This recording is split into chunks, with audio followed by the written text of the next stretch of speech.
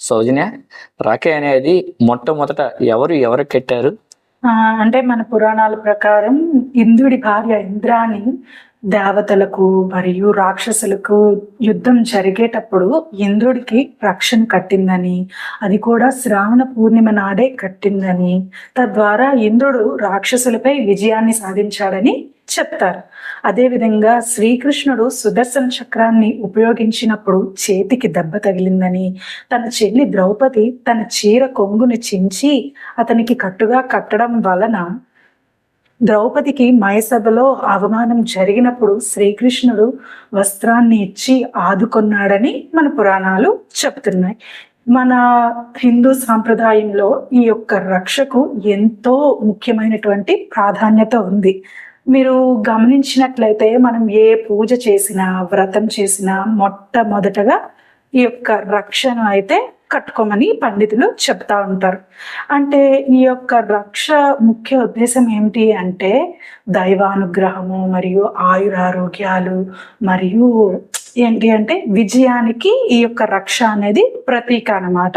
ఈ యొక్క రక్షను కట్టుకోవటం వల్ల దైవం ఎల్లప్పుడూ మన వెంట ఉండి రక్షిస్తుందని, చెడు దృష్టి అనేది మన మీద పడకుండా చేసి విజయాన్ని సంప్రాప్తింప చేస్తుందని మన పూర్వీకులు విశ్వసిస్తారు.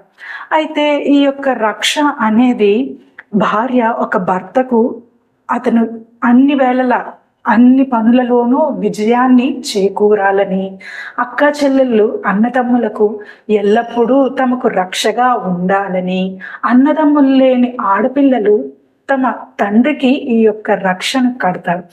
ముఖ్యంగా రక్ష అంటే ఏంటి అంటే విశ్వాసం, అంటే భరోసా.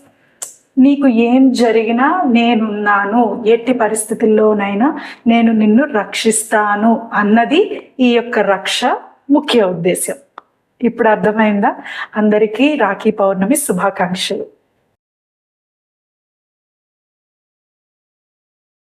సౌజన్య, రాఖీ అనేది మొట్టమొదట ఎవరు కట్టారు? అంటే మన పురాణాల ప్రకారం ఇంద్రుడి భార్య ఇంద్రాణి దేవతలకు మరియు రాక్షసులకు యుద్ధం జరిగేటప్పుడు ఇంద్రుడికి రక్షణ కట్టిందని, అది కూడా శ్రావణ పూర్ణిమ నాడే కట్టిందని, తద్వారా ఇంద్రుడు రాక్షసులపై విజయాన్ని సాధించాడని చెప్తారు. అదేవిధంగా శ్రీకృష్ణుడు సుదర్శన చక్రాన్ని ఉపయోగించినప్పుడు చేతికి దెబ్బ తగిలిందని, తన చెల్లి ద్రౌపది తన చీర కొంగుని చించి అతనికి కట్టుగా కట్టడం వలన ద్రౌపదికి మయసభలో అవమానం జరిగినప్పుడు శ్రీకృష్ణుడు